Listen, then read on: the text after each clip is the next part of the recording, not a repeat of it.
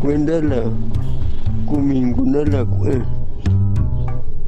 de anima te vasistami kutekadangami tunda ami chichiña dividandra uchane tasa ana la chasa.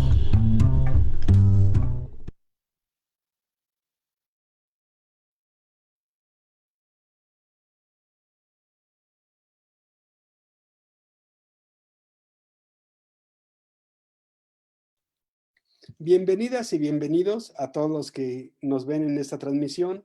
Bienvenidas y bienvenidos y muchas gracias a nuestros panelistas que nos acompañan hoy en esta charla llamada El mundo oculto dentro de un lápiz, y que quiero agradecer a Isela Shospa, a Pájaro Toj, a Isa Watanabe, a Mauricio Gómez Morín, a Karishma Chugani, a Rafael Jochten y a Yuji Morales, extraordinarios ilustradores, multipremiados todos ellos, pero como vamos a dejar el ego un poco de lado, haré las presentaciones pertinentes en orden alfabético, intercalados, hombres y mujeres, porque todos son extraordinarios y no quería yo dejar a nadie atrás. Así que este es apenas el inicio y quiero comenzar con Isela Shospa, que es nahua, originaria de la alcaldía de Milpalta,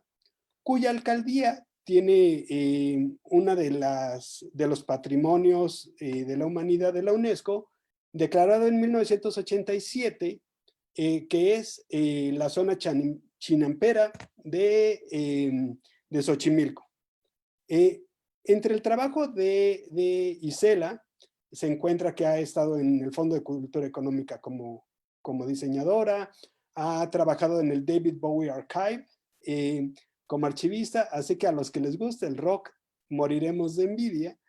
Tiene actualmente su propia editorial autogestionada que se llama Shospatronic, en el cual produce sus propios libros en el que narra la vida de Milpalta y la importancia de su cultura y sus tradiciones, siendo uno de los puntos más importantes en la Ciudad de México con población indígena.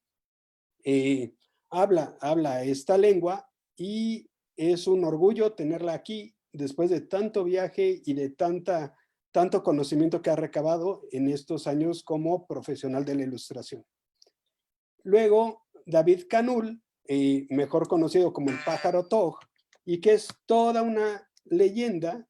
Las historias sobre él se cuentan en Campeche, y que es no solo ilustrador, sino también promotor, gestor cultural, escribe, y tiene un proyecto muy interesante sobre la educación en esta zona de Campeche, y que no se cansa de dar charlas hablando de la interculturalidad entre el español y no solo su lengua, sino cualquier otra lengua indígena. Eh, Actualmente, sus ilustraciones las está aplicando en objetos cotidianos como tazas, como vasijas, y les invito a que lo vean porque es extraordinario. También hace fotografía.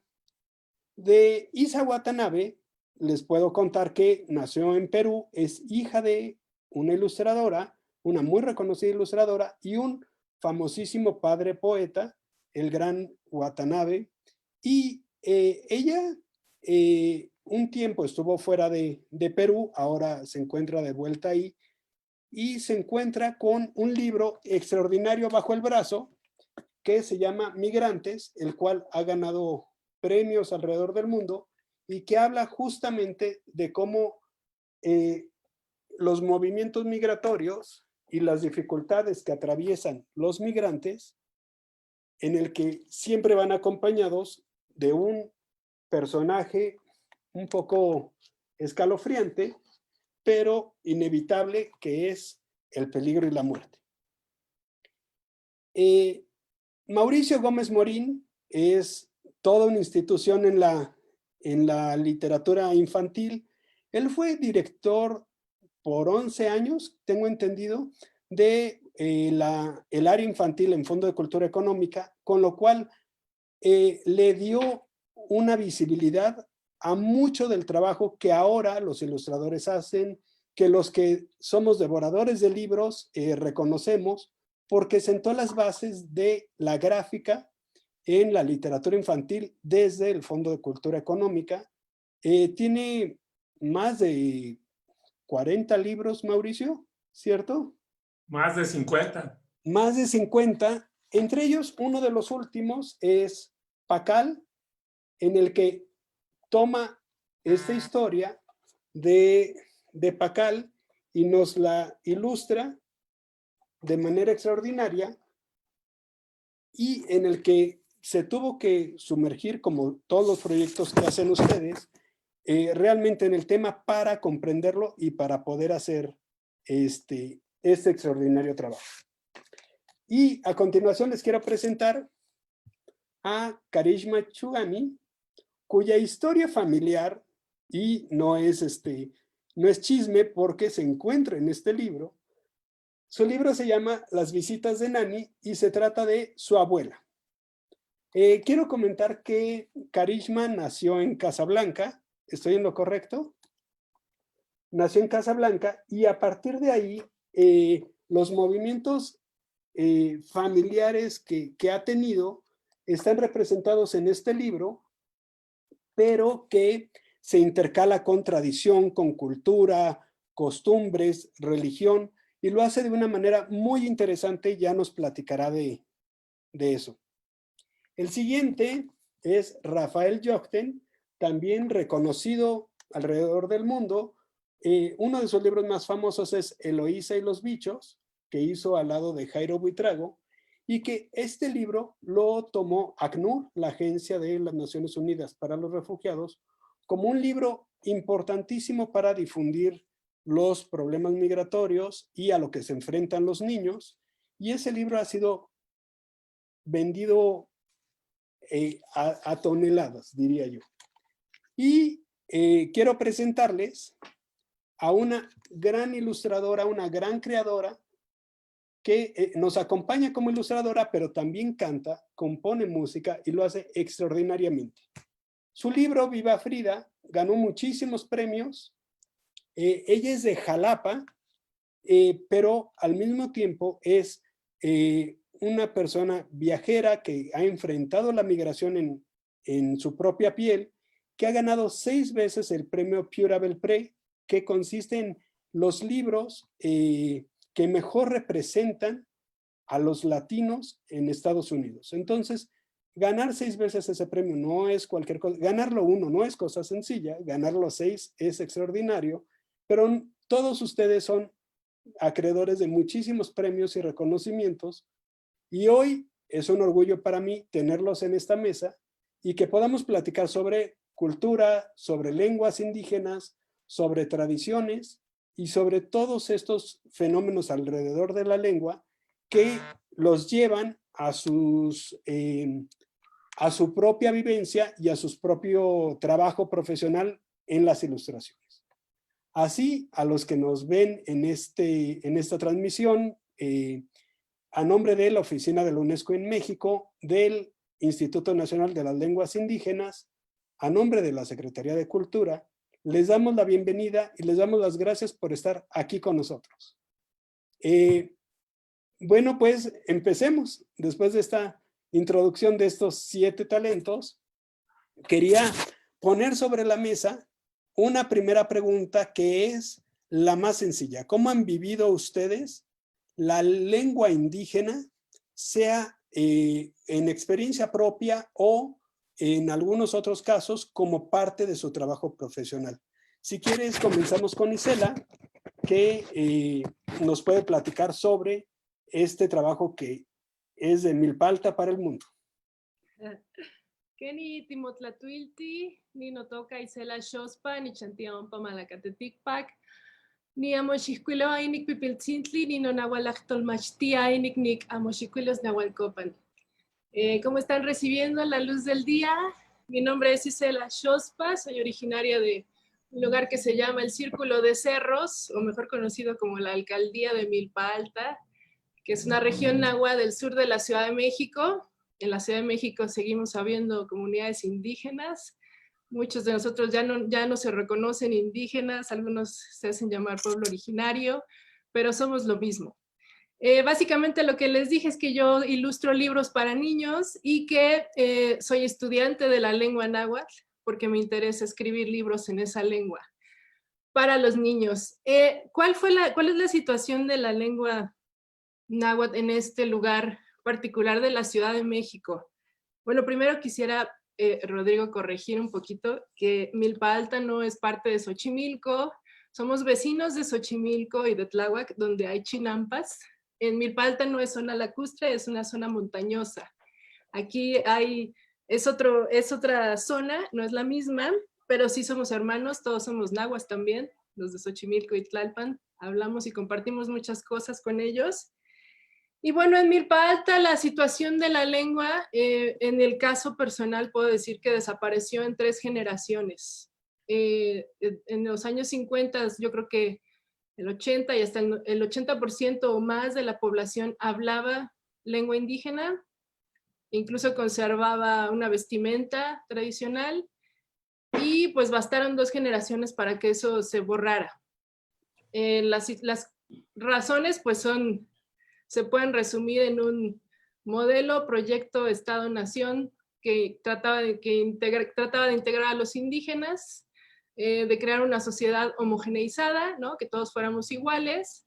Y eso afectó terriblemente a esta zona, porque bueno, mis abuelos fueron bilingües, mi madre entendía, hablaba con ellos, pero ese conocimiento no se transmitió, entre muchos otros.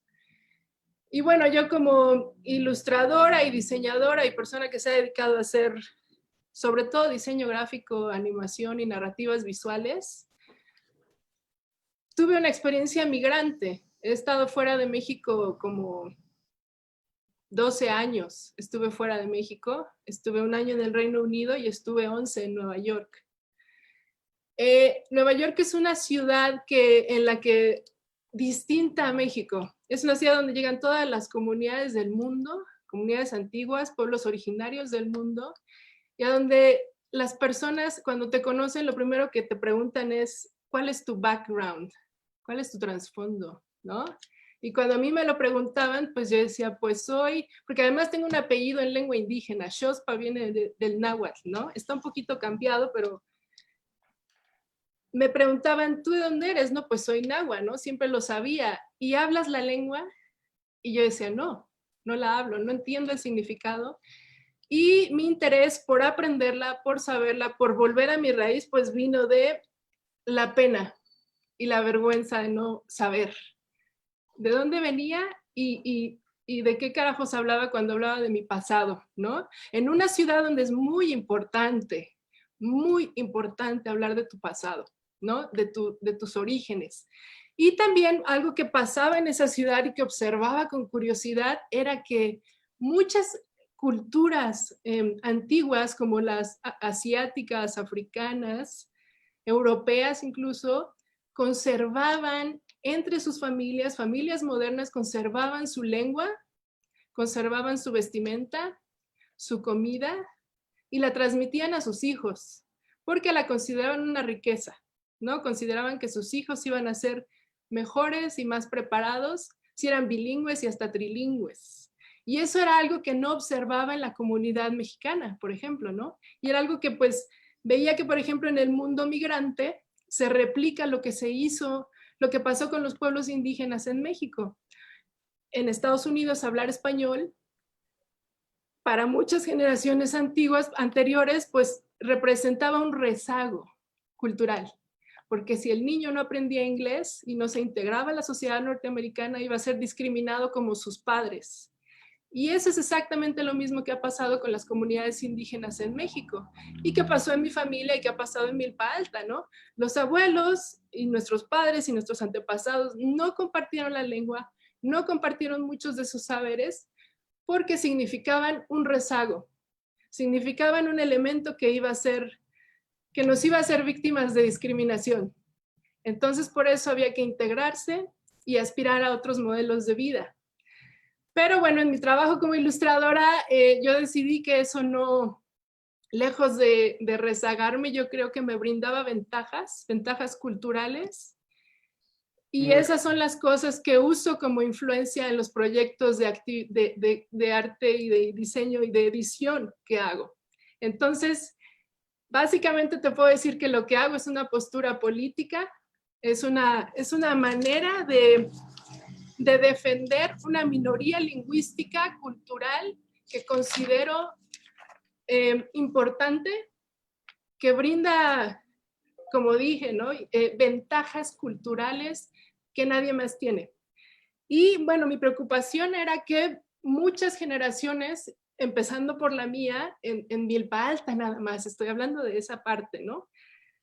Pues crecimos siendo desarraigados, fuimos una generación de desarraigados, ¿no? Porque ni en Milpa Alta éramos hablantes ni practicantes de la tradición, y en la ciudad tampoco éramos citadinos, ¿no? Éramos los de Milpa Alta. Entonces siempre hemos vivido esa cosa que no nos daba identidad, que no sabíamos qué era, y ahora las generaciones más jóvenes pues de plano ya no tienen nada, ¿no? Porque ya los campos de cultivo incluso desaparecen, los abuelos que hablaban la lengua ya no están, las historias que se contaban, que no se contaban de manera romántica, sino que se contaban para educar, para enseñar sabiduría, para transmitir saberes, se han perdido. Entonces, a mí me preocupaba que las nuevas generaciones, decía, ¿cómo hago para que un niño moderno de mi comunidad abrace su cultura con dignidad, que la abrace diciendo, eso soy yo, eso quiero ser, esa lengua que no entiendo, la quiero aprender? Y se me ocurrió que lo tenía que hacer a través de la ilustración, a través de productos editoriales de distintos tipos, ¿no? Que pueden, de narrativas visuales sobre todo, que van desde la animación, el libro impreso, tantas cosas que hay al respecto. Y bueno, una de las estrategias que tomé fue la de derribar estereotipos. O sea, me preocupaba mucho cómo hay ciertas maneras de interpretar al indígena y representarlo siempre desde fuera, ¿no? Cómo nos interpretan los otros a nosotros. Y me interesaba que los niños supieran que desde nosotros podemos interpretarnos, representarnos e impresionar. Algo que me interesaba mucho en esta creación de libros, pues era crear una comunidad de significados. Cuando nosotros ilustramos, escribimos también. No solo se escribe en lengua indígena en textos, también se escribe con imágenes. Y hay una larga tradición de narrativa e ilustración en las comunidades indígenas desde hace mucho tiempo y no son visibilizadas así. No se habla de su fuerza ni de sus capacidades comunicativas. Entonces me interesaba pues crear una comunidad de significados en mi propia comunidad y pensé que lo podía lograr haciendo personajes basados en la cultura local. Personajes, lengua e historias locales para que los niños pudieran verse a sí mismos en las páginas de un libro. Y paro ahí. ¡Wow! Bueno, creo que arrancamos con el motor a todo.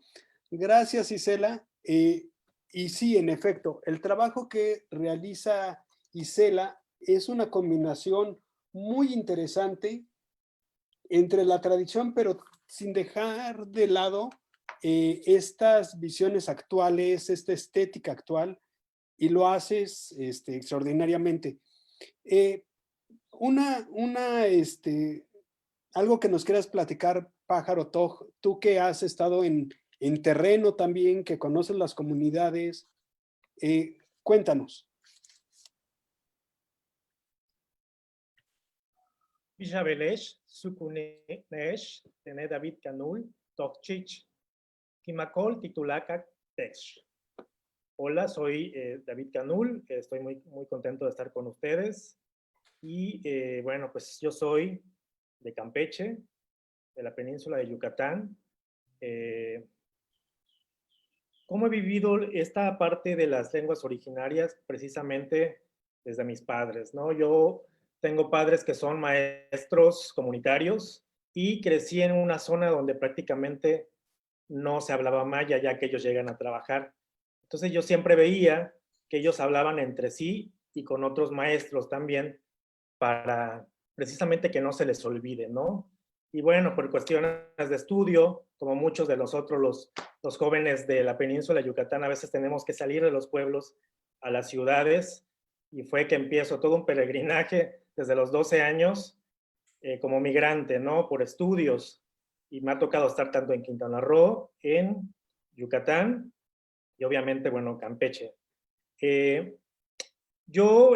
Bueno, realmente estoy queriendo y tengo todas las ganas de aprender a hablar maya. ¿Por qué? Porque, bueno,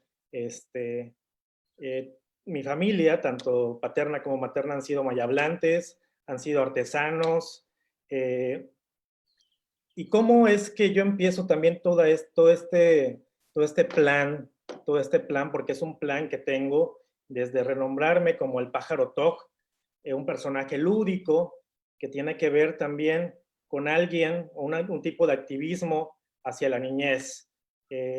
Todo esto lo empiezo a mezclarlo un poco en mi trabajo como promotor y gestor cultural en la organización de festivales de literatura infantil y juvenil. Empiezo desde la península de Yucatán, pero también con muchas ganas de aprender. Yo me acuerdo mucho que siempre estaba como atrás de las ferias o eventos de literatura allí en la península de Yucatán. Me acuerdo cuando vi al maestro Mauricio Gómez Morín en un evento, fui y le llevé mi portafolio, ¿no? Muchos jóvenes de la península de Yucatán tenemos ganas de hacer muchas cosas, desconocemos todo el mundo de la ilustración, y fue también cuando decido irme a la Ciudad de México como para aprender también, porque sí hacía ilustración, pero no tenía toda la conciencia al respecto. Y llegando, pues me organizo para irme a la Ciudad de México a vivir. Hoy cumplo 4 años aproximadamente, pero algo que me llamaba muchísimo la atención también y que yo ya había vivido era la grandiosa FILIC, la Gran Feria Internacional del Libro Infantil y Juvenil.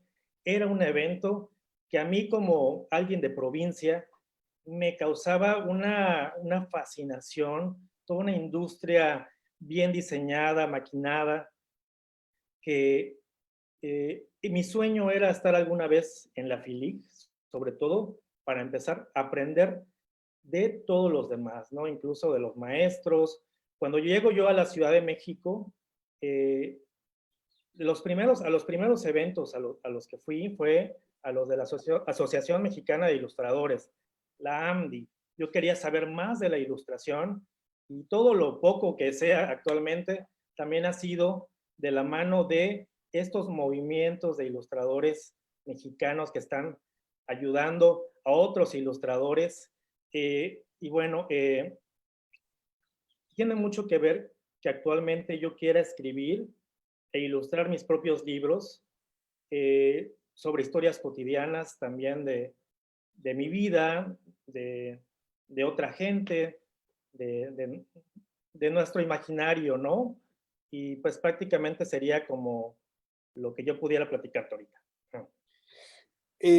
Hablando de imaginario, creo que eso es un común denominador en esta mesa, cómo se toman las historias propias, familiares, colectivas, y se transforman en obras, en su mayoría de literatura infantil, pero no necesariamente solo de literatura infantil, ¿no?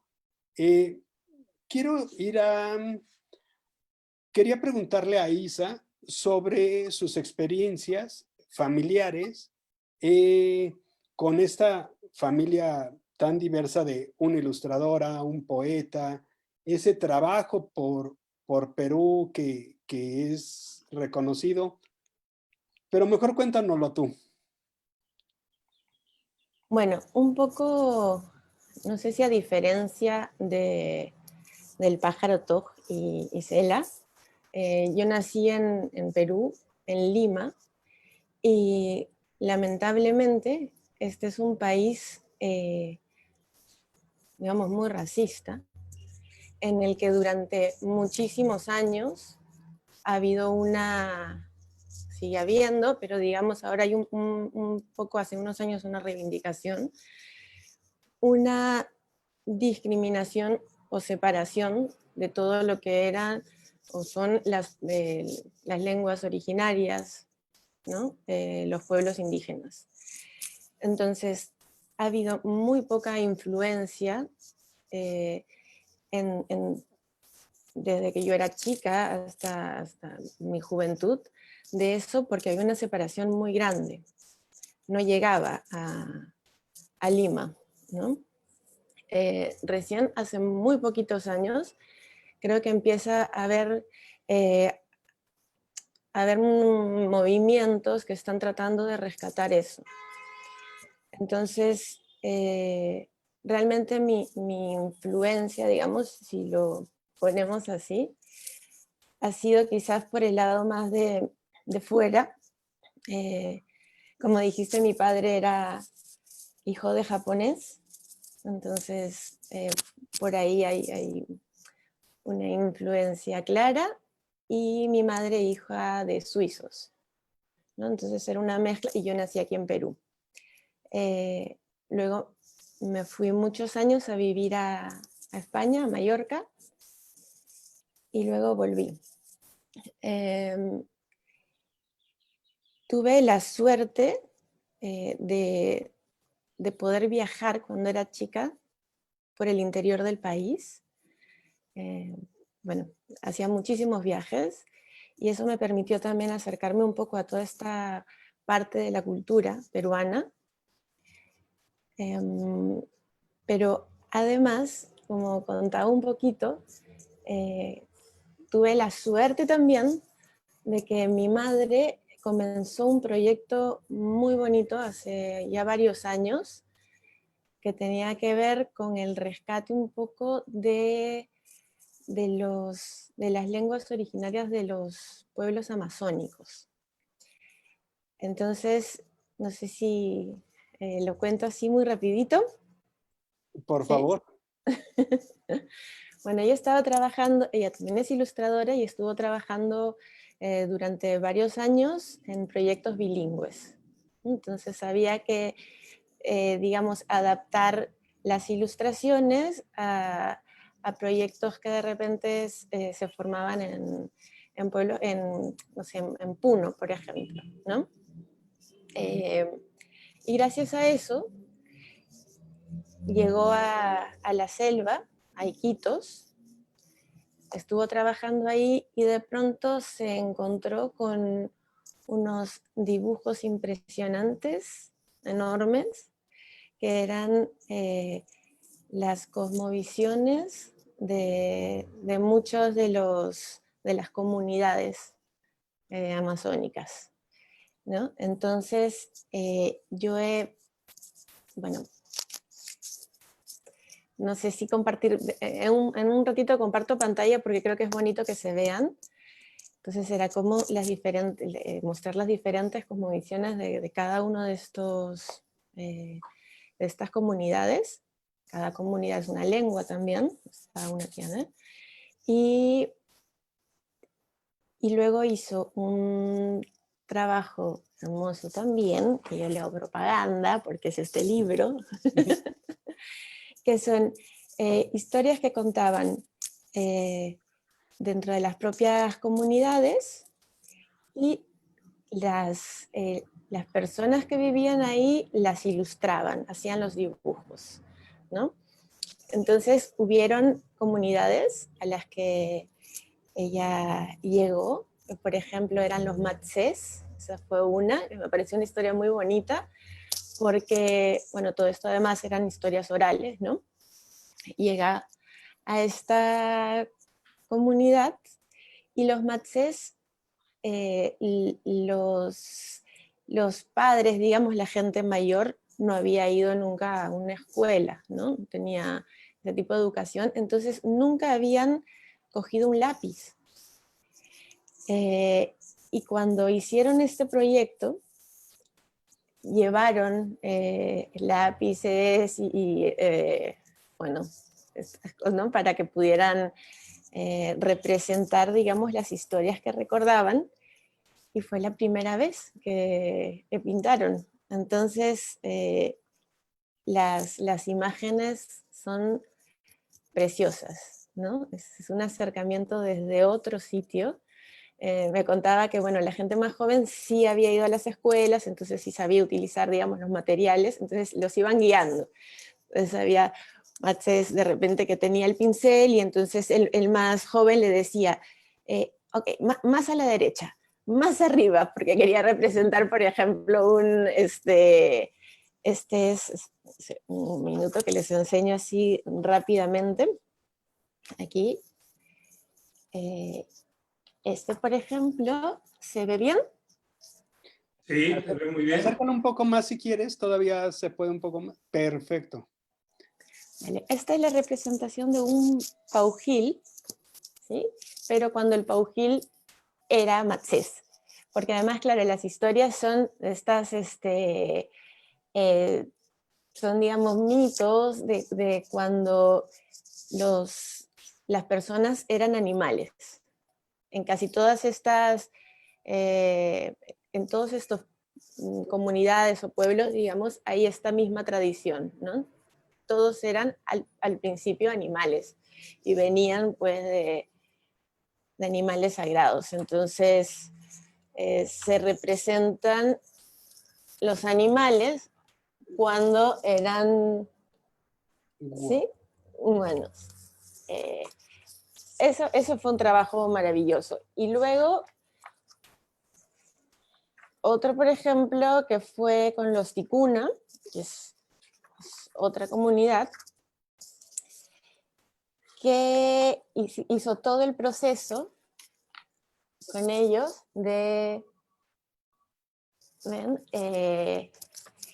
ir a... Hay un árbol muy grande que se llama la lupuna, y de ahí ellos sacan, ¿cómo se llama esta? Ahí, lo tenía apuntado, yanchana, creo que es donde ellos dibujan estas cosas, ¿no? Entonces hizo con las tierras de color, o sea, todo fue así hecho naturalmente, y pintaron estos mitos que ellos mismos además narraban, ¿no? Y esto fue durante muchos años, y yo veía a mi madre trabajar y, digamos, por ahí un poco me pude acercar de alguna forma a estas maravillas, ¿no? Y viajábamos además a la selva. Pero, digamos, hablando así más en concreto del libro, por ejemplo, que publicidad, que he hecho, el último, justamente no tiene texto, ¿no? No tiene, o sea, hay una narrativa, como decía Isela, eso no quiere, sino, no solamente son ilustraciones, pero digamos hay una narrativa detrás, hay una historia, y es una historia que creo que trasciende un poco lenguas, territorios. Hay un intento de universalizar un poco esta situación de la migración, ¿no? Entonces, no solamente, digamos, al no tener una lengua específica, no hay un territorio, un país, un lugar que se representa en este libro, podría ser cualquiera. Y luego los personajes tienen también, viniendo de esas tradiciones, son personajes que tienen cabezas de animales, ¿no? Se puede ver, creo que más, quizás aquí.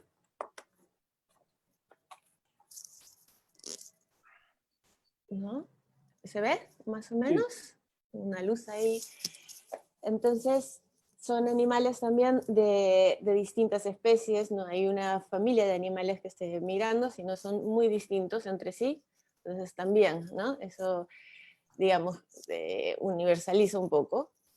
Y los niños de todas partes se pueden acercar porque siempre están conectados se identifican con los animalitos, ¿no? Entonces les permite, digamos, una empatía diferente. Eso creo que es un poco... Y ahora que pone Isa sobre la mesa este tema de las deidades animales en el Perú, no puedo dejar pasar en alto a Karishma, cuyo no solo su libro, sino gran parte de su trabajo también tiene animales y tiene estas representaciones mágicas, lúdicas sobre la cultura, pero desde otra dimensión, ¿no? Desde otros territorios, como es la cultura indie.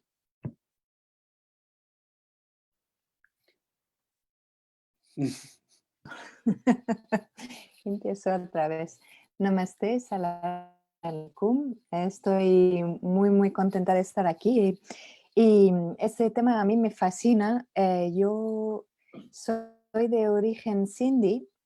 Mucha gente no sabrá lo que significa. Yo tampoco lo sabía cuando estaba creciendo, porque crecí, como ha dicho Rodrigo en la introducción, yo crecí en Casablanca, en Marruecos, en una familia, en una comunidad de origen de la región de Sindh, que antiguamente estaba en la India, pero durante la separación de India en Pakistán en 1947, nuestra comunidad sindhi hinduista se tenía que migrar, exiliar a otras partes del país, ya en la India. Entonces, yo crecí en Marruecos de pequeña y siempre me decían, pero tú no eres marroquí, tú eres india y además eres sindhi. Y la tradición sindhi fue muy importante en casa.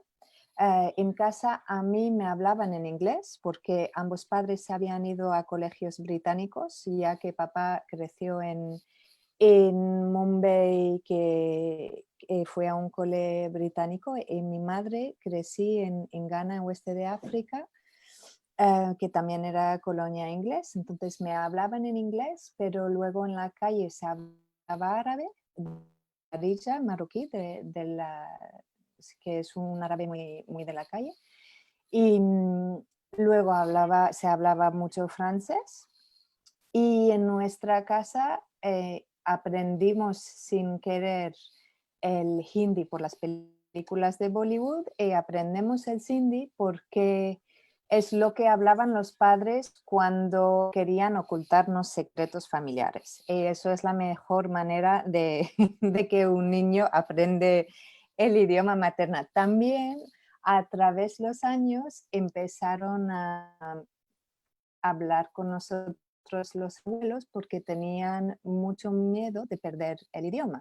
El sindhi que hablan en la comunidad sindhi hindú que está repartido ahora por el mundo es una mezcla del urdu, del árabe, tiene toques sikhs y sufís, es un idioma bellísimo que desafortunadamente desde que falleció todos mis abuelos ya no hablo tanto, pero creo que en mi trabajo como ilustradora y como artista en general, mi fascinación por dos cosas principales y vitales me movían a hacer casi todos mis proyectos. Y la primera era entender lo que ha pasado, los orígenes, ¿no? El exilio de esta comunidad, de dónde venimos, qué pasó ahí, qué significaba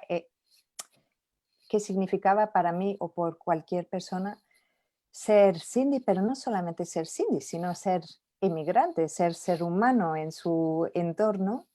Y luego había otra cosa que me fascina, ahora que lo estaba pensando estos días para preparar la plática de hoy, y hay una cosa recurrente en mi trabajo que es recuperar lo perdido. Y yo creo que en mi libro, que lo más conocido, que es Las visitas de Nani, me fascina, bueno, ya eso es una historia real, es decir, Nani venía de lejos porque decidí vivir desde su maleta, desde que falleció mi abuelo. No quería mantener una casa propia, sino ir repartiendo su tiempo entre las casas de sus hijos y sus nietos.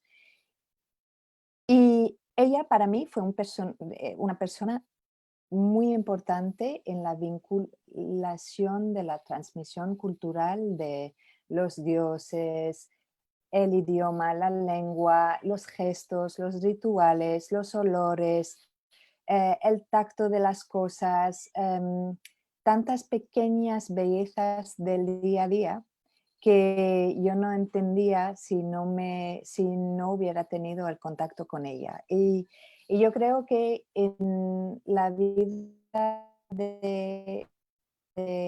iba a ser, yo creo que es en la vida de cada persona, hay vínculos así que nos aporta tanto conexión, tanto nexo con la esencia de la humanidad, y eso es lo que yo quería transmitir. Entonces, pues eso fue una cosa que ha movido, creo que me ha movido para empezar a aprender a ilustrar y contar historias. Y yo creo que es lo que me mueva en absolutamente todo que hago. Si me permitís, voy a compartir pantalla. Si os parece bien, ¿lo veis? Sí, Vale, pues perdona, que eso.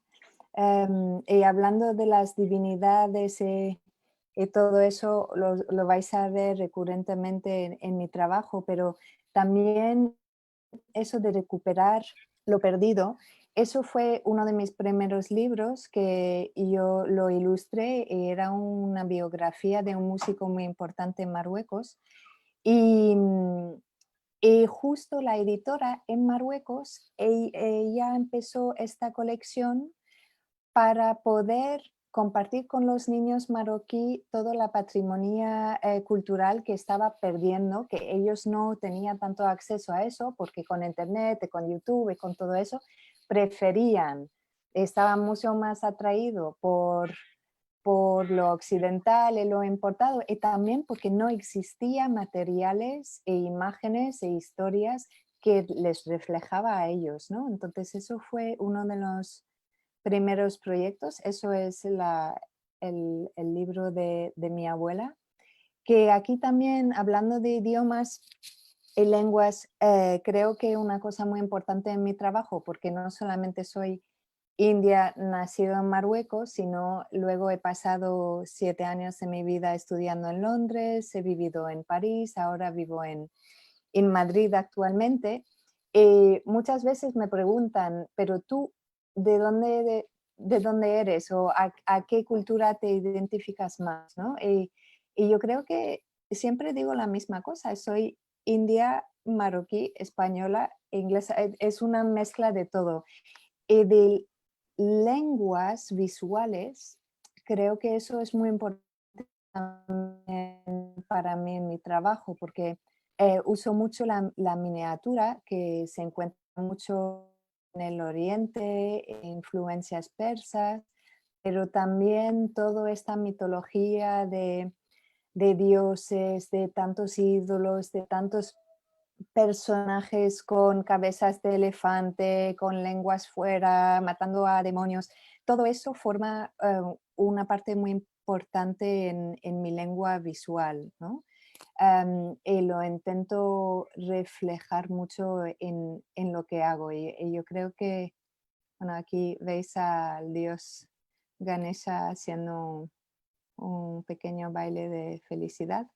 Y, y también en recuperar lo perdido, trabajo mucho con la materialidad de las cosas, en las técnicas antiguas de papel, el teatrillo, el acordeón, el acuarelo, un montón de cosas que existen en la patrimonio mundial de artes y culturas, que poco a poco se van olvidando no siempre, pero a veces, y eso forma una parte muy importante de mi trabajo. De hecho, además de ser ilustradora y artista, tengo un proyecto pedagógico que se llama L'École de Papier, donde justo lo que hacemos es recuperar antiguas tradiciones de formatos de papel como el teatro de sombra y el libroteatrillo, e impartir talleres para que los niños y adultos puedan acercarse a este tipo de técnicas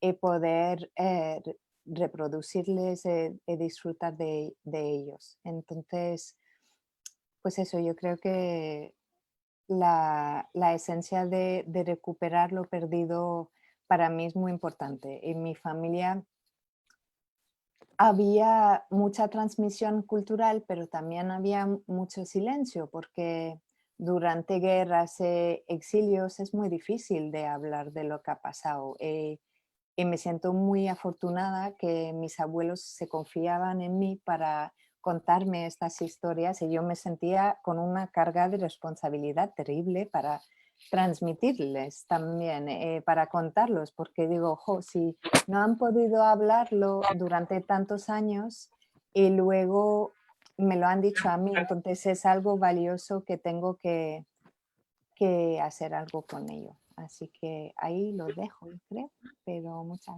gracias. Wow, ¿Verdad? ¿Verdad que sí? bravo.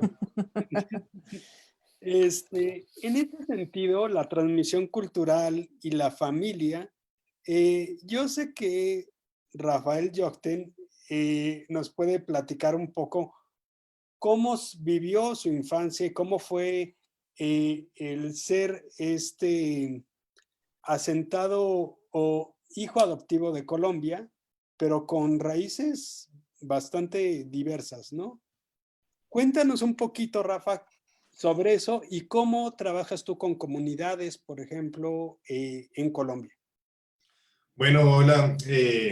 Pues cuando Rodrigo me invitó a esta charla, realmente no tenía muy claro tu intención, debido a que mi trabajo, bueno, lo que yo creía que había hecho con lenguas indígenas era nulo. En estos días, pues bueno, me di cuenta de que mi vida y justamente esta migración y estas preguntas que me estoy haciendo desde chiquito, como quién soy, de dónde vengo, cuál es mi identidad, me llevaron a un proyecto que ahora más tarde se los voy a mostrar, con el Ministerio de Educación colombiano, a trabajar con lenguas indígenas. Y pues bueno, como Isa Watanabe, yo soy limeño, vengo de Perú y a los 4 años llegué a Bogotá con mi familia, mi núcleo familiar, mis hermanas, mis padres y yo. Y desde entonces me estaba preguntando como, ¿cuál es mi identidad? De dónde vengo? Y realmente vengo de una familia que no habla mucho, no cuenta mucho de su pasado, sobre todo porque se vio tal vez truncado por una situación, y fue que mi bisabuelo fue un migrante chino que llegó a Perú a buscar fortuna, y tal vez la hizo en su punto, y dejó a mi abuelo, y al perder eso que había ganado en un momento, viajó de regreso a China y se perdió. Entonces en ese momento nos dejó su apellido, nos dejó sus genes, nos dejó esa pequeña anécdota, pero un gran vacío que creo que todas las generaciones de los Jóchten en Colombia y en diferentes partes hemos cargado. Y creo que mi búsqueda a nivel de lenguaje visual en la ilustración, tiene mucho que ver con eso. Porque cuando pequeño, las lenguas siempre se me hicieron algo muy, muy lejano, nunca fui muy afín con la palabra. yo llegué a Bogotá y estudié en un liceo, en el Liceo Francés de Bogotá, que era muy estricto, algo muy, muy metódico, y nunca me fue muy bien, siempre tenía problemas con el francés, también nos enseñaban inglés y las lenguas eran para mí algo muy lejano, y creo que me refugié bastante en la imagen para poder contar las historias que quería yo narrar. Y poco a poco pues terminé vinculándome con proyectos educativos, como les estaba contando. Y uno de esos proyectos es Territorios Narrados. Y este fue un proyecto muy bonito que se hizo hace 6 años más o menos entre el Ministerio de Educación, una editorial independiente y un amigo que se llama Juan Pablo Mojica que me convocó para que lleváramos un proyecto editorial a las diferentes regiones de Colombia, en el cual llegábamos a cada uno de los sitios. Primero llegaba una persona, un escritor, hacía que estas personas en sus comunidades diferentes, yo no participé en todos, contaran sus historias o hicieran un ejercicio narrativo escrito, y después llegaba otro siguiente equipo en el cual yo estaba incluido,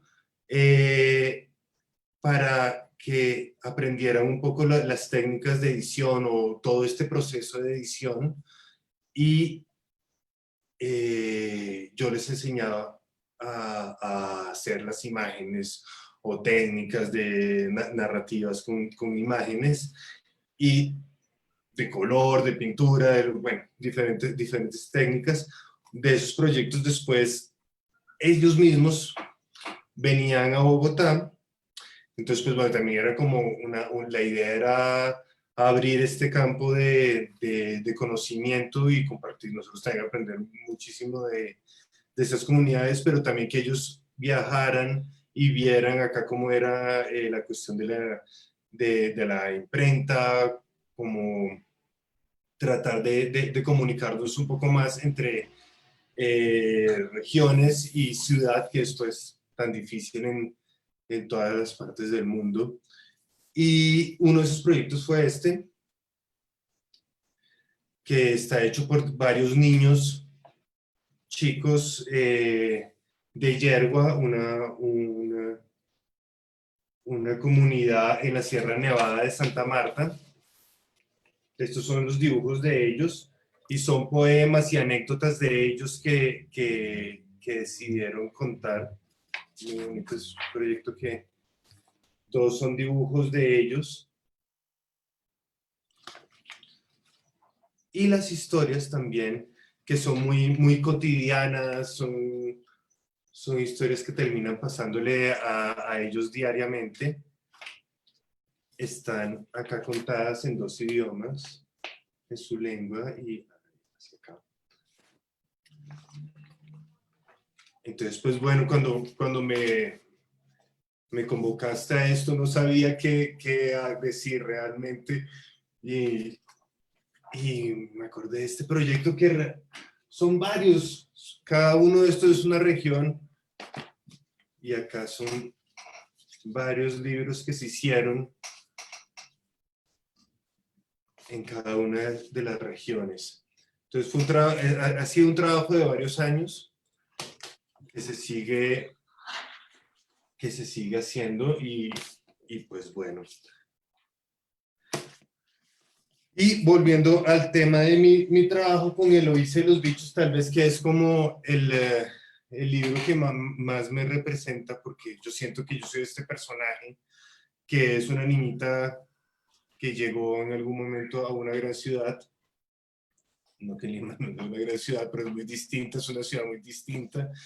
Y es esta metáfora de la niña sintiéndose un bicho raro, está planteada acá. Entonces creo que es una búsqueda de identidad todo el trabajo que he realizado en mis imágenes y con mis libros y con las historias que me gustaría contar. Y pues bueno, pues esto sería más o menos mi historia y como mi trabajo con el lenguaje originarios. Y bueno, creo que Rafa has tocado un punto importantísimo que tiene que ver con la lengua y tiene que ver con la cultura, que es la búsqueda de identidad. Y alguien que nos podría platicar muy bien de esto es sin duda Yuyi. Yuyi es una gran buscadora de identidad, pero también abraza la identidad desde otra latitud, ¿no? Desde una realidad diferente, y que nos gustaría que nos platicaras un poco sobre esa experiencia y tu relación al enfrentar, ¿no? Tu propia identidad viéndote en otras realidades. ¿Cómo fue ese paso para ti? Hola, Rodrigo. Pues cuando me decías, ¿no?, de participar también yo aquí en el foro, estaba pensando, yo no hablo lengua indígena, yo no vivo una lengua indígena, lo que vivo es una lengua que es originaria mía, ¿no? Que es el español, que traje a una tierra como los Estados Unidos, en donde precisamente traer un lenguaje desde el cual yo no era entendida y un lenguaje el cual yo no podía entender, sí me llevó a una búsqueda de cómo tienes un lugar, cuál es tu identidad, quién eres tú, quién soy yo, en un lugar en el que no puedo hablar la lengua, en el que no puedo entender lo que me dicen. Y para mí, a través de los años y una vez que encontré el arte, pero no el arte, sino los libros infantiles como manera de expresión, sí se han vuelto para mí todo como decías, es una búsqueda de cómo decir las cosas. Yo creo que a estas alturas voy reconociendo que mi lenguaje, más que el español o el inglés o cualquier otro, es uno que está constituido de muchas cosas, está constituido de imágenes, está constituido de palabras, está constituido de silencios, a veces puede estar constituido hasta de páginas en blanco, o de colores o de movimientos. Y lo que yo he hecho en mis libros es hacer una combinación de todo esto. Escribo las historias, hago las imágenes, integro palabras en español, que es la lengua que yo conozco, integro palabras en inglés, que es la lengua que he aprendido, y traigo todo lo demás que voy reconociendo, por ejemplo, el uso del color o de las formas. Yo antes de hacer libros para niños, siempre me gustó dibujar, pero jamás hice arte, no sabía pintar. Cuando empecé a hacer los libros, que fue cuando llegué a los Estados Unidos, me di cuenta que no tenía esas herramientas, no tenía el lenguaje para hacerlo. Podía escribir una historia en español, pero muy poca gente de la que yo conocía o de la que me rodeaba iba a entenderlo. Entonces, creo que lo que empecé a hacer fue adquirir todas estas diferentes maneras de decir algo. Y algunas de ellas, en efecto, era que empecé a escribir en inglés, empecé a aprender a hacerlo en inglés. Todavía sigo reconociendo cómo hacerlo de manera que otros puedan entenderme, pero más allá de integrar un lenguaje extranjero, lo que estaba integrando era toda una manera de decir las cosas.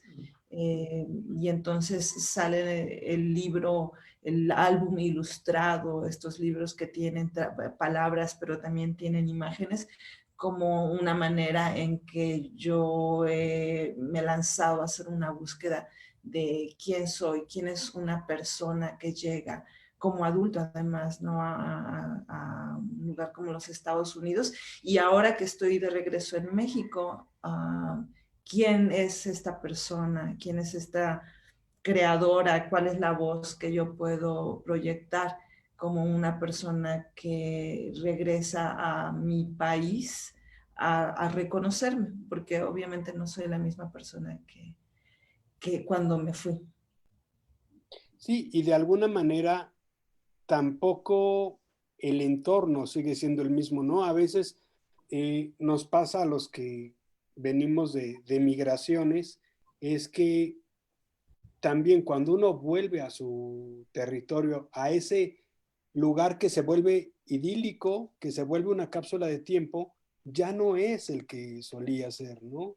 Eh, de alguna manera, Yuji, te has vuelto una voz latina en los Estados Unidos contando historias que te pertenecían a ti, pero que ahora pertenecen a todos. Y creo que lo mismo sucede con cada uno de ustedes, de que de alguna manera la historia particular se convierte en la historia también de alguien más, ¿no?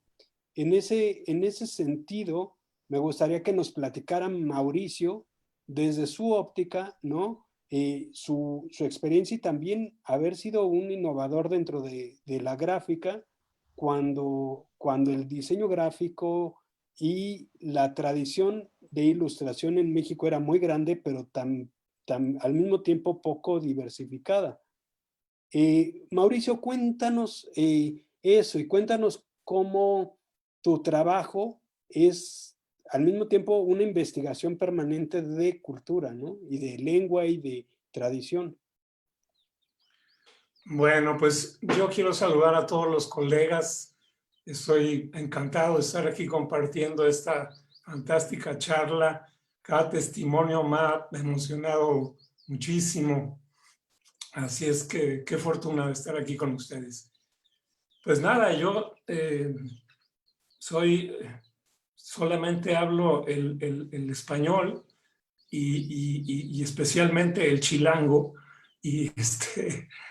Pero pues la vida me ha llevado a ir entendiendo la importancia de la diversidad y de la polifonía frente a un mundo que nos quiere uniformar y nos quiere doblegar a ir por un solo carril.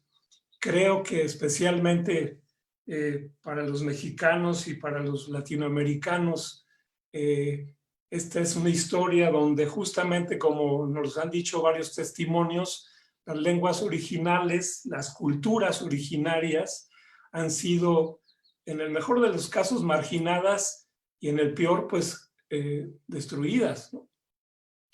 Y yo creo que ha sido, como lo dijo Shospa en un principio, esto es un asunto político en el sentido que es recuperar esa identidad para poder construir una historia propia, y eso me parece fundamental de los testimonios, ¿no?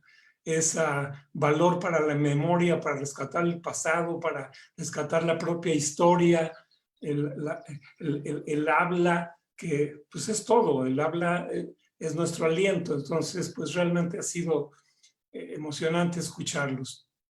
Yo estudié pintura en la Esmeralda. Yo quería ser un pintor famoso, tener un estudio en Londres, en París y en la Ciudad de México, y como eso no sucedió como yo pensé originalmente y tenía yo que trabajar de algo, pues empecé a hacer un trabajo horrible, denigrante, que era ilustrar libros infantiles. Qué cosa tan horrible para un artista que quería ser famoso.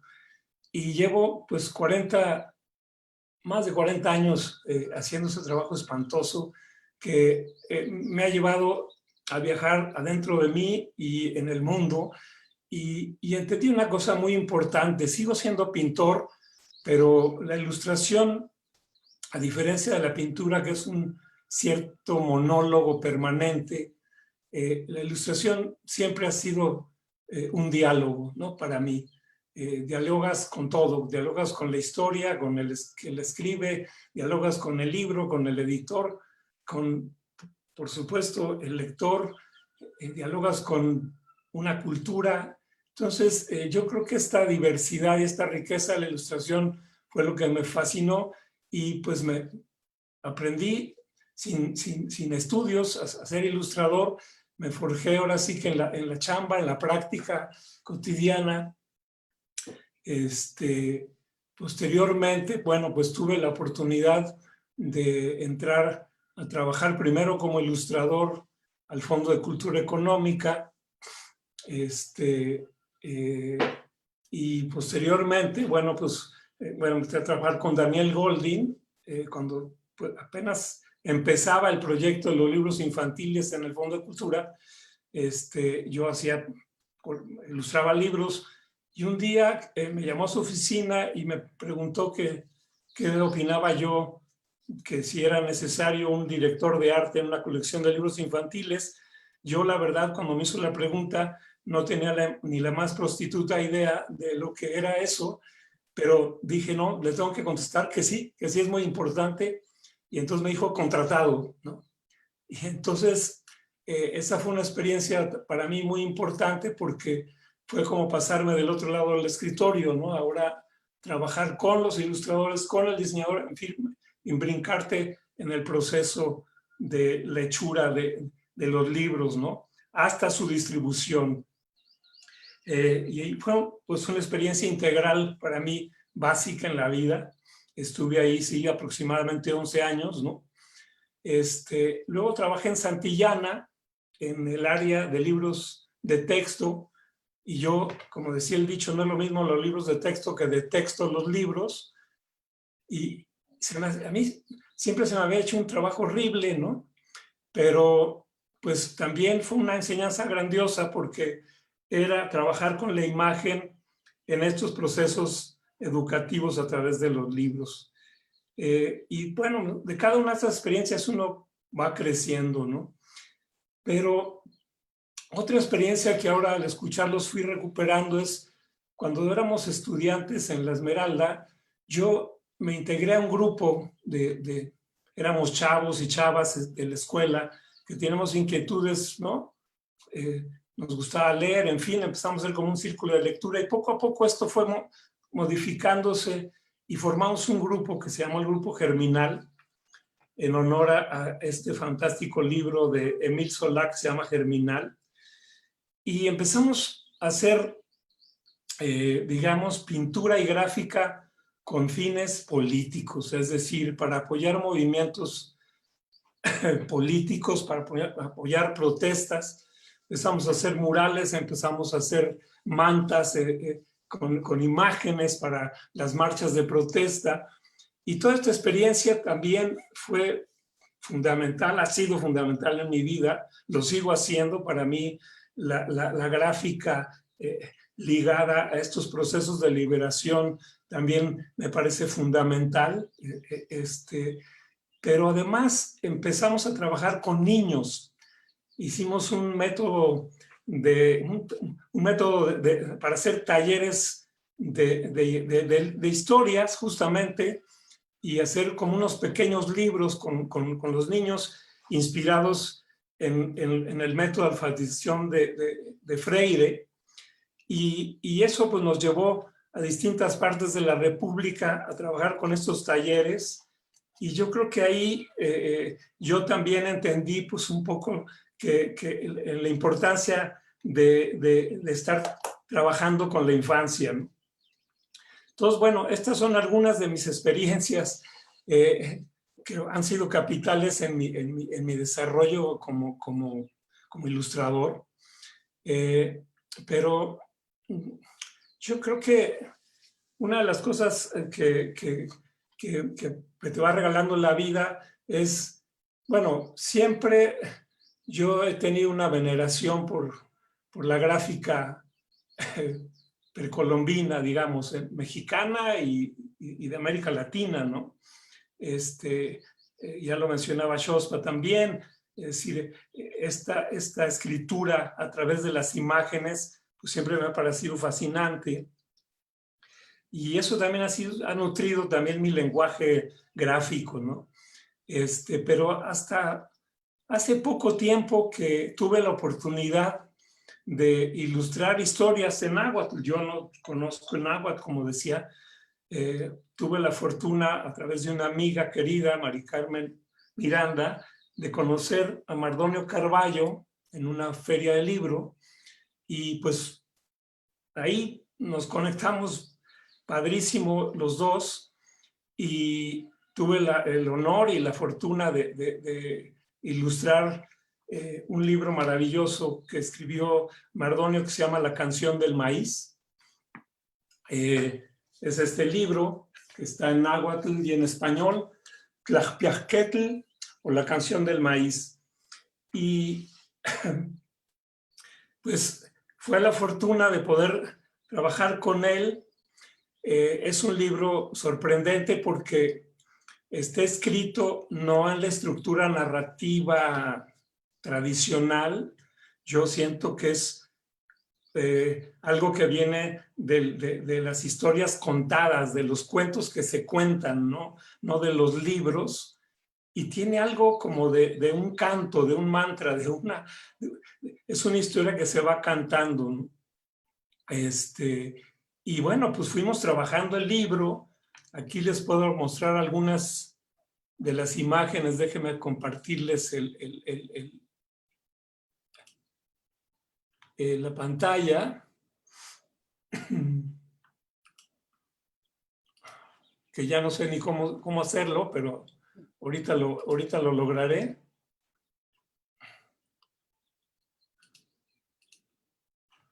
Vaya, ya no sé cómo.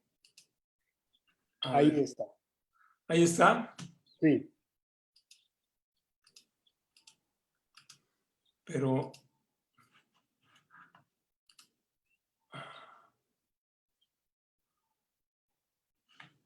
no puedo acceder a las imágenes, discúlpenme.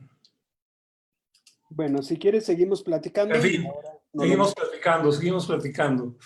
Un favor, sal de tu pantalla para que podamos estar. Sí. Me gustaría leer algunos de los comentarios que han estado llegando de la gente que nos está siguiendo, y mandan saludos a Pájaro Toj desde Oaxaca. Dice bonito Pájaro Toj. También para Isela preguntan dónde estudiaste náhuatl. Otro comentario es que los 7 son muy talentosos. Y comentan también Gloria Jadra, que es el de historia de muchísimos migrantes. Justo así le pasó a mi padre. Afortunadamente, tú aprendiste, pero muchos pierden la lengua y la cultura de este modo. Y creo que este comentario viene para los 7, ¿no? Los 7 que se han encargado de mantener las culturas vivas y las historias personales y colectivas vivas, ¿no? Dice que qué fantástico conocer la historia detrás de las historias. Gracias por esta oportunidad de conocer más allá de lo que se ve. El trabajo de ilustración es igualmente valioso que el de los escritores. Realmente son mentes valiosas, personas muy talentosas. Felicidades. Mandan saludos a todos ustedes y creo que sí, creo que ya lo decía Isela y Mauricio, el ilustrar y el mantener vivas las tradiciones, la lengua, la cultura, son actos de rebeldía política y que creo que ustedes lo han hecho magníficamente. Tenemos todavía 15 minutos. No sé si quieran comentar algo más, si quieran mostrar algo de lo que nos han platicado. Voy a intentar a ver si puedo enseñarles algunas imágenes de este libro de Mardonio. Por favor, Mauricio, claro que sí. A ver, ahí está. ¿Ahí se ve? Ya se ve. ¿Se ve? Sí. Bueno, estas son ilustraciones del libro de La canción del maíz. Esta que ven aquí es una historia dentro de la historia, donde platica de un sembrador de maíz que todos los días va y limpia su milpa de hierbas para que crezca bien, pero cuando regresa al día siguiente, la milpa está llena de tierra, de plantas, y entonces se enoja y dice, no, yo voy a ir con mi escopeta en la noche a ver quién me está haciendo esta maldad. Y llega en la noche y descubre que es un conejo gigante mágico que está volviendo a poner hierbas en toda la milpa. Y le dice, conejo, te voy a matar. Y entonces el conejo le dice, no, no, no, no seas tonto, no me mates. Olvídate de la milpa. Va a haber un gran diluvio, va a caer un aguacero tremendo. Así es que ve y construye una piragua para que te lleves a tu familia, a tus animales. Y entonces así lo hace el campesino. Esta es la ilustración que estamos viendo. Construye esa piragua fantástica, el venado, digo, el conejo se sube a la piragua. Llueve tanto que el agua llega hasta el cielo, hasta el firmamento, y él entonces ve que está cerca la luna y pega un brinco y se queda en ella. Yo me fasciné porque Mardonio me platicó que es una historia que su abuela le había contado, ¿no? En su pueblo de hablante de náhuatl, y es la historia del diluvio universal y se me hizo fantástica, ¿no? Y bueno, pues esta es la ilustración de la canción de la milpa, ¿no? También la canción habla de cómo la milpa está amenazada, ¿no? Y por los papanes, que son estos pájaros, ¿no? Como racas, ¿no? Y él es el Tlaxpiaquetl, es el cuidador de milpa, ¿no? Me platicaba Mardonio que pues hacían una torre de carrizo en medio de la milpa y los niños eran los encargados de espantar a los pájaros para que no picotearan las mazorcas, ¿no? Pero él está buscando la canción de la milpa y se queda soñando, ahí se queda dormido y está soñando, ¿no? Y está él buscando la canción de la milpa, en fin, esta es otra de las ilustraciones donde él ya se acuerda de toda la letra y la empieza a escribir, ¿no? Bueno, y la otra cosa fuertísima, pues es esta relación que yo he tenido también con el maíz. Pero bueno, pues ahí están algunas de las imágenes que yo quería compartirles, ¿no? Ahí está.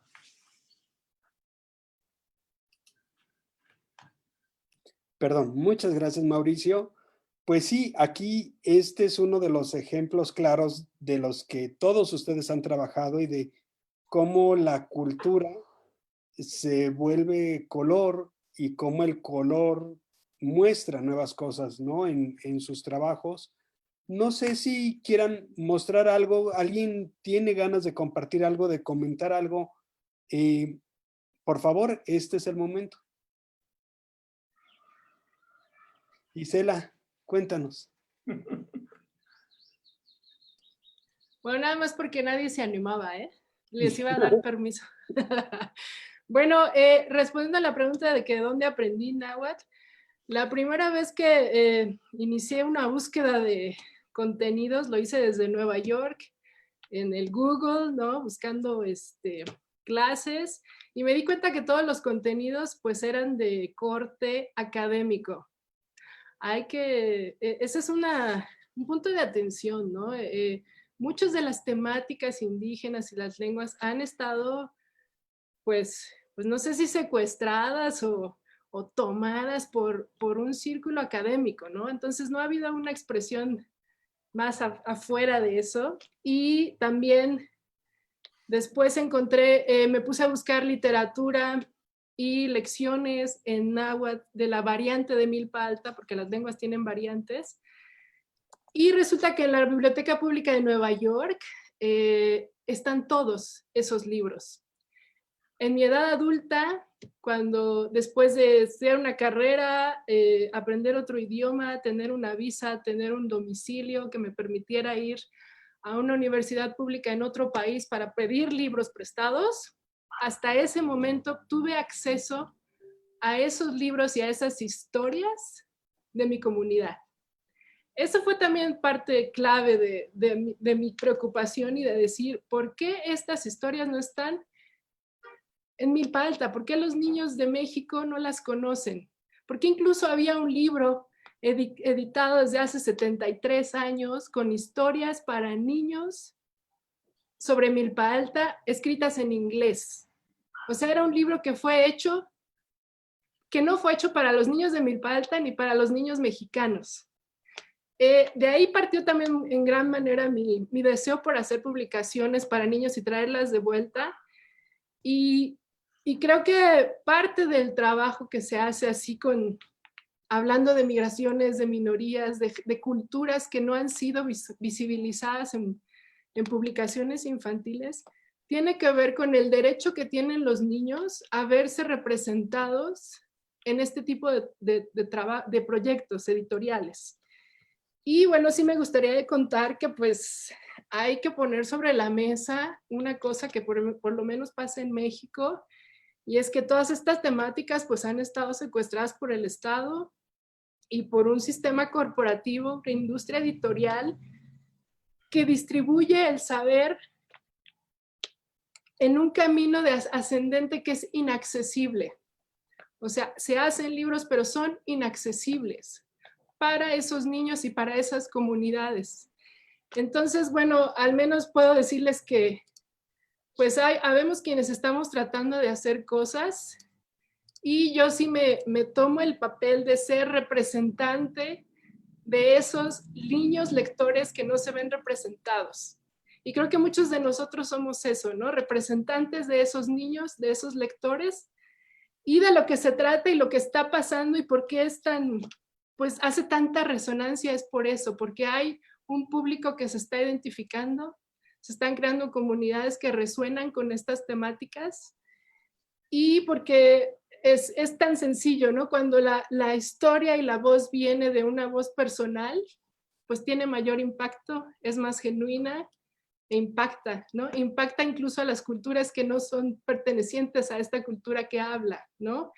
Impresiona. Quiero retomar muchas de las cosas que oí de ustedes, palabras tan importantes como llenar un vacío, las lenguas visuales, que también son y pertenecen a comunidades antiguas, no son solo escritas, son visuales. Está recuperar lo perdido, que me encantó de Shugani, reproducir y disfrutar. Si reproducimos cosas que son para disfrute, no tiene nada que ver con lengua, origen, color. Se reproduce, se disfrutan, tienen pertinencia, tienen actualidad, ¿no? Y bueno, quiero compartirles algo que a mí me pasó, que fue impresionante, con un libro que hice. Ahí voy, espérenme. Share screen. ¿Ya lo vieron? No, todavía. Ah, no. Ahí está. ¿Ya Ahora. lo vieron? Hay un libro que yo hice en Nueva York, ahí se diseñó, que se llamó el Baby Tamale, Baby Tamale, porque veía que no había personajes basados en la cultura, en este caso gastronómica, ¿no? de México y de Latinoamérica. Este libro yo lo hice así muy chiquito, lo hice en risografía, lo reproducí como pude, y básicamente le cuenta a los niños cómo nace un tamal. ¿Qué necesitas? Masa, hojas, lo envuelves como un bebé y ya está listo. Y es medio caníbal porque además al final te comes a tu bebé tamal. Pero así es aquí. En los pueblos originarios eso no hay estigmas ni tabús. Este libro, el año pasado, antes de la pandemia, yo lo expuse en un evento donde estaban varias personas hablantes de lengua indígena de México y Latinoamérica, que están haciendo ya, o sea, ellos ya están ensayando cómo suenan sus voces, cómo se ven, cómo hacerle para ellos contar sus historias desde ellos, ¿no? Que es lo que nosotros hemos hecho desde una profesión, pero ellos lo están ensayando como pueden. Lo están haciendo muy bien, y resulta que lancé un proyecto que se llamó Intercambio de Saberes, justamente en esta preocupación, cómo hacer que estas publicaciones de verdad le lleguen a estos niños que de verdad se identifican con estas historias y que hablan esas lenguas. Y bueno, ya llevamos cerca de 40 traducciones de este pequeño libro que se descarga en línea, que se imprime, se recorta y se puede repartir de manera gratuita, traducido a, pues ya llevamos como 30 y tantas versiones. Esto pasó en menos de 3 meses. La gente hablante de lengua indígena se empezó a comunicar, les mandé el texto, lo tradujeron, armamos los libros y aquí está, ¿no? Gente común, gente desde las comunidades, ellos aportaron porque me decían, bueno, es que aquí el tamal es diferente y el atole no es de pinole, es de otra cosa. Se hicieron modificaciones.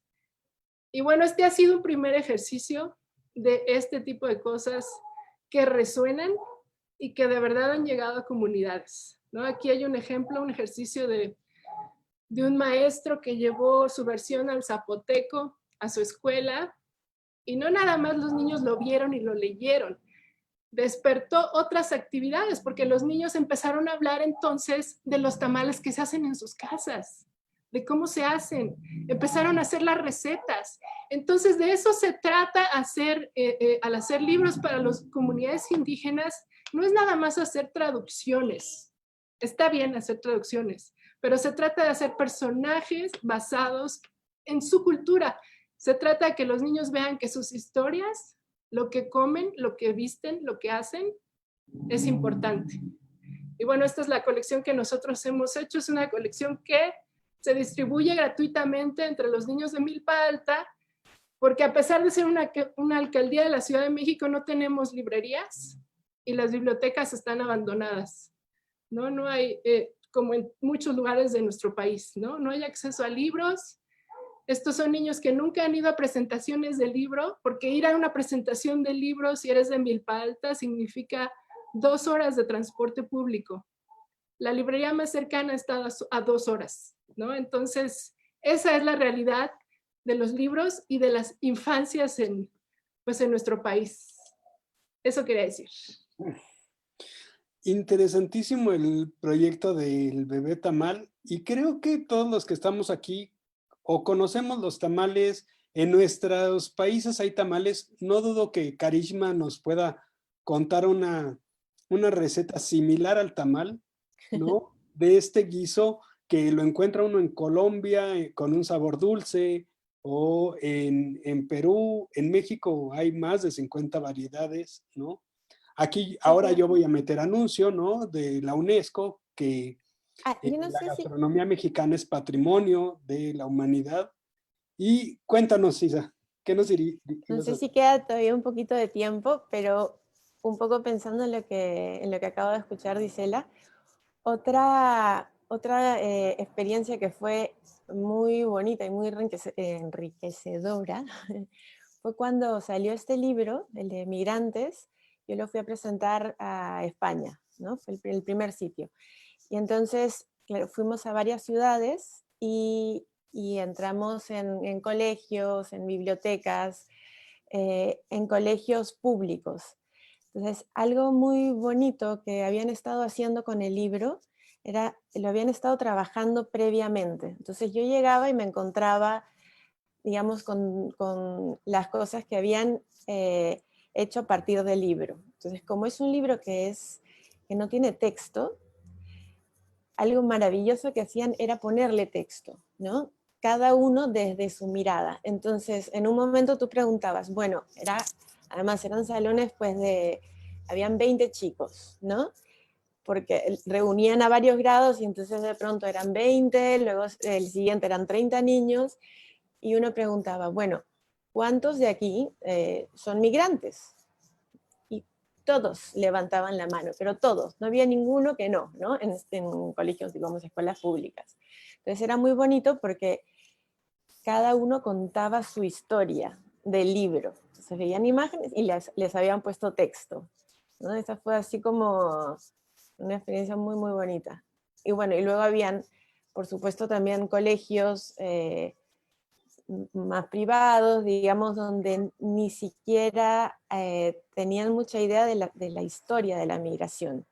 Entonces también servía como punto de partida para generar un diálogo sobre eso, ¿no? Entonces, bueno, ¿qué es ¿por qué están huyendo? ¿De qué podrían estar huyendo?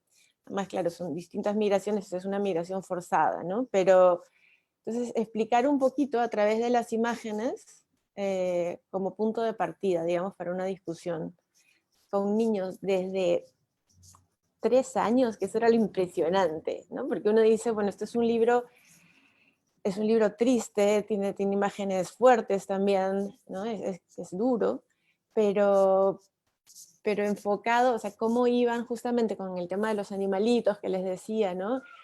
Preguntándose cositas como, no sé, ¿y este animalito por qué tal? O yo conozco este, ¿y aquí qué le pasó? ¿No? Y se ha muerto, o sea, también habla de la muerte, de la pérdida, de lo que uno se lleva, de cierta esperanza que puede haber, ¿no?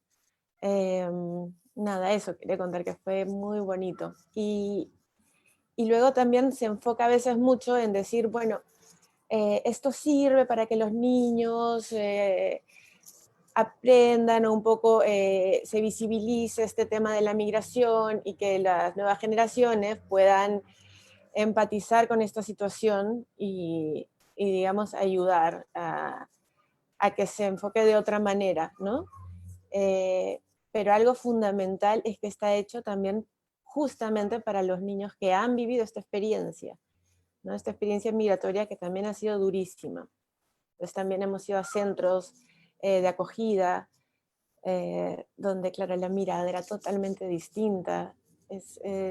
Ha sido muy, no sé, creo que es una de las devoluciones más bonitas que puedes tener, ¿no? Un poco eso. Quería Yo creo, contar. yo creo que sí, finalmente el encontrar eco en la labor artística que ustedes hacen es una de las más grandes satisfacciones.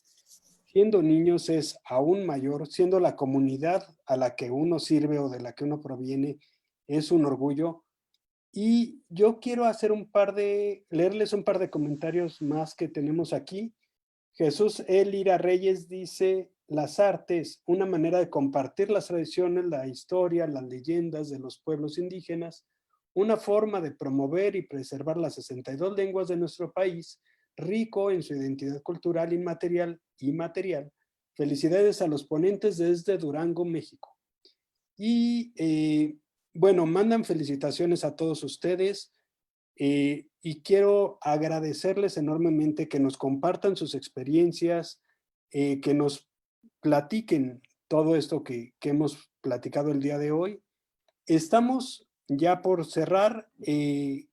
Quisieran despedirse. Les voy a pedir que cuando termine esta sesión va a haber un video institucional cerrando, pero ustedes los panelistas no se vayan porque todavía tenemos cosas que platicar. Entonces, ¿quisieran cerrar con algo?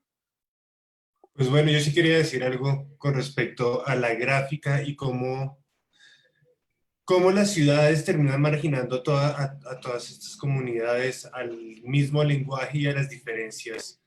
Y uno como ilustrador, o bueno, me ha pasado muchos casos en talleres o diferentes situaciones en las que uno encuentra todos estos estereotipos que las ciudades y el marketing, todo lo que pasa en el mundo se replica. Y creo que esta charla y todas estas historias que hemos contado acá, todas estas experiencias y la idea de nuestro trabajo también es un poco mostrar estas realidades más que replicar estereotipos.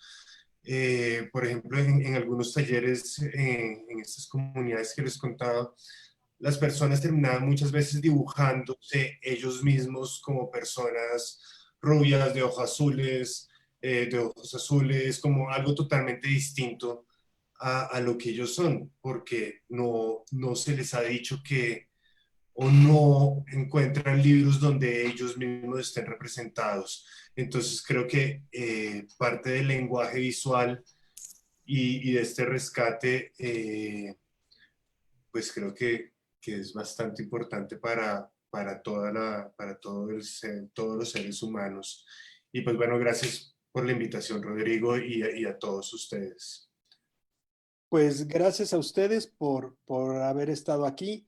Les mando un abrazo. Gracias por habernos permitido entrar a sus casas. Gracias por venir a nuestras casas de todos los que estuvimos asistiendo a esta charla. Y quiero recordarles que esta conversación no termina aquí. Esta conversación sigue al interior de cada persona.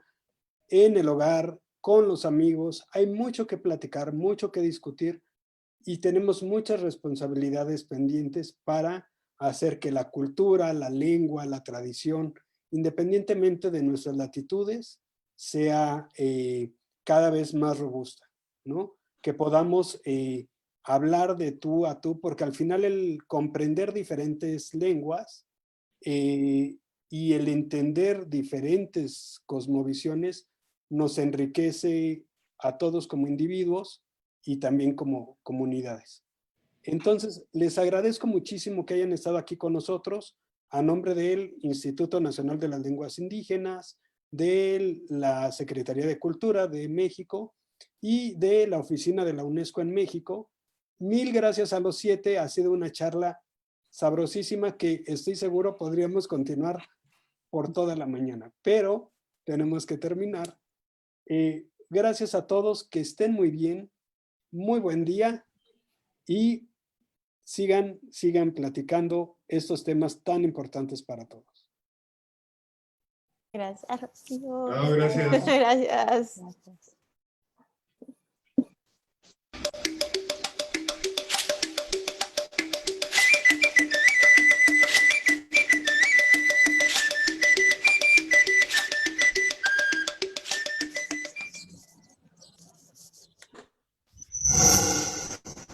Neuim Kodong.